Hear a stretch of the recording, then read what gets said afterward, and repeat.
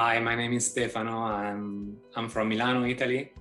I have been working and studying in Ireland for the last 6 years. And yes, this is it.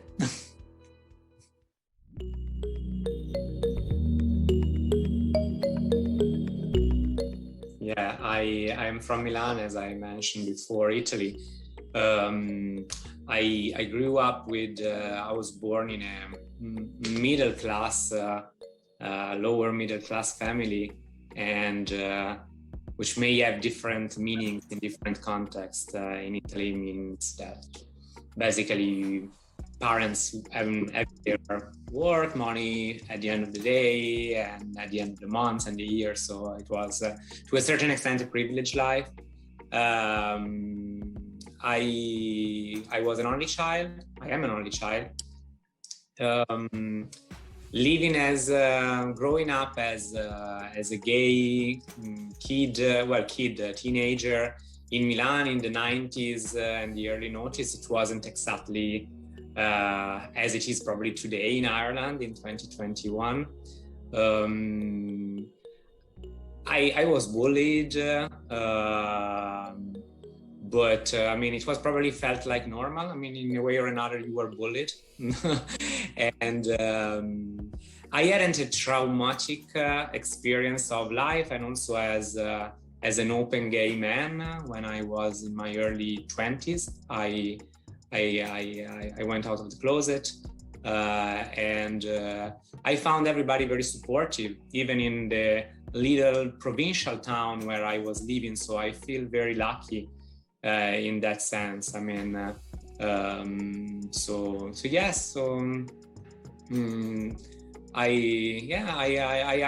probably struggled the most with me than with the society where I was living from when I was 20-ish onward.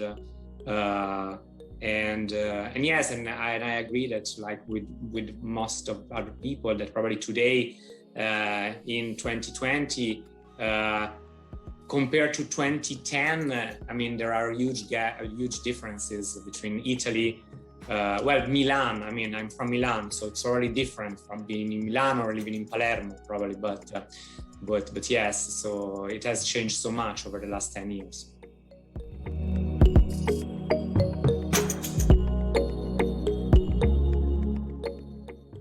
The first person I told I was gay was a very close friend, and she was a friend from high school, but I told her when I was at college. So we met in the canteen of the university for lunch one day, and I told her, and I remember I was kind of nervous, but yes, it was a good feeling. That after that, a couple of months after that moment, that was a bit of a test for me to see, I mean, how people could react.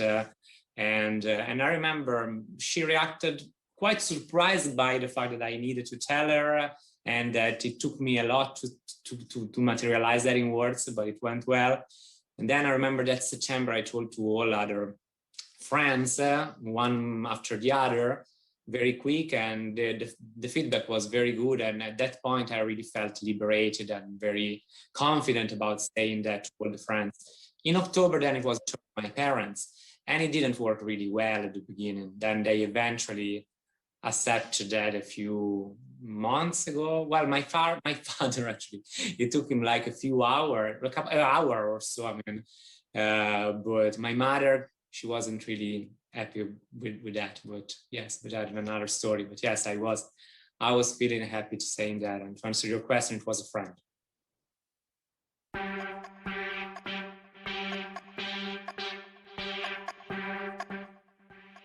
I would say that it was a shared an activity and a role shared by several people at different stages, in different years, in different moments. There isn't one person that helped to define myself as an adult person, homosexual. So this journey of discovery of myself was a journey on my own, and also taken by the hands of several people that that have played very fundamental roles in my life over the last 15 years.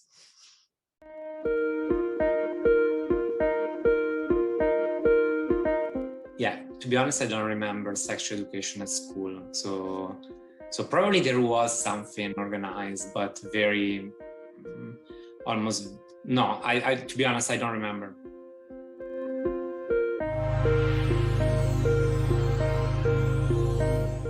I've been a few times in Milan. It was good fun. I mean, I have to say it's probably more than 10 years ago the last time that I joined that, because to Ireland, and correct me if I'm wrong, Yuri or Adrian, but I don't remember. I mean, here in Galway they do something in August, and I was always on holiday. So, and it was. I mean, the Dublin parade. I don't know. It was in June. Was that in June, like in everywhere else in the world, or? It wasn't taking place at the same time. So I mean. No. That's first experience. They're not on the same day. Yeah, so yes, no, back in Milan it was good fun. It was good crack. I mean, I really enjoyed that,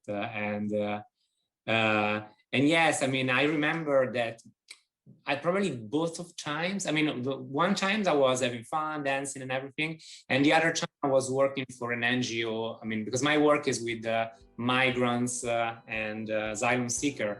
So I was taking, I was joining the part of the parade that was more like intellectual. So it wasn't like a parade, it was more like relaxed at the end of the parade.